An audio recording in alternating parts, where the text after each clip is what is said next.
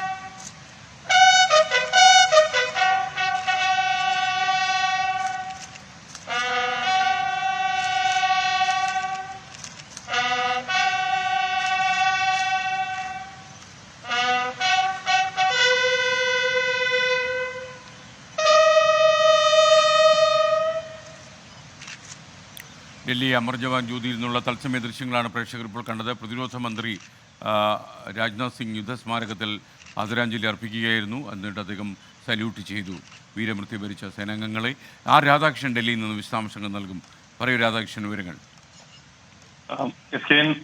രാജ്നാഥ് സിംഗ് യുദ്ധസ്മാരകത്തിൽ നമ്മുടെ കാർഗിലിൽ വീരമൃത്യു വരിച്ച ധീര ജവാന്മാർക്ക് അവരുടെ ഓർമ്മകൾക്ക് മുന്നിൽ പ്രണാമം അർപ്പിക്കുന്ന കാഴ്ചകളാണ് നമുക്ക് കാണാൻ സാധിക്കുന്നത്. രാജ്യത്തെ സംബന്ധിച്ച് ഏറെ വികാര നിർഭരമായിട്ടുള്ള ഒരു അന്തരീക്ഷമാണ് ഈ 25ാം വിജയ് ദിവസ് നമുക്ക് മുന്നിൽ വെക്കുന്നത്. രാജ്യത്തിന്റെ അതിർത്തികൾ ഭേദിച്ചുകൊണ്ട് മഞ്ഞിന്റെ മറപറ്റി രാജ്യത്ത് കടന്നു കയറാനുള്ള പാകിസ്ഥാൻ ഭീകരരുടെ ശ്രമം അത് ചെറുത്തു തോൽപ്പിച്ചതിന്റെ 25ാം വാർഷികമാണ് നമ്മൾ ആഘോഷിക്കുന്നത്. 1999 കാർഗിൽ വിജയ് ദിവസ് ആഘോഷ പരിപാടികൾക്ക് തുടക്കം കുറിച്ചുകൊണ്ടാണ് പ്രതിരോധ മന്ത്രി രാജ്നാഥ് സിംഗ് ഡൽഹിയിലെ യുദ്ധസ്മാരകത്തിൽ ഇപ്പോൾ ആദരാഞ്ജലികൾ അർപ്പിക്കുന്ന കാഴ്ച നമുക്ക് കാണാനായി സാധിക്കുന്നത്. വിപുലമായിട്ടുള്ള ചടങ്ങുകൾ നടക്കുന്നത് ദ്രാസിലാണ്, കാർഗിലിലെ യുദ്ധസ്മാരകത്തിലാണ്.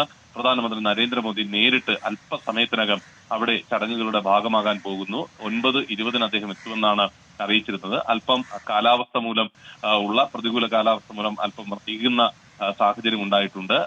ഈ ചടങ്ങുകളുടെ തുടക്കം 20-ാം തീയതിയാണ് ആരംഭിച്ചത്.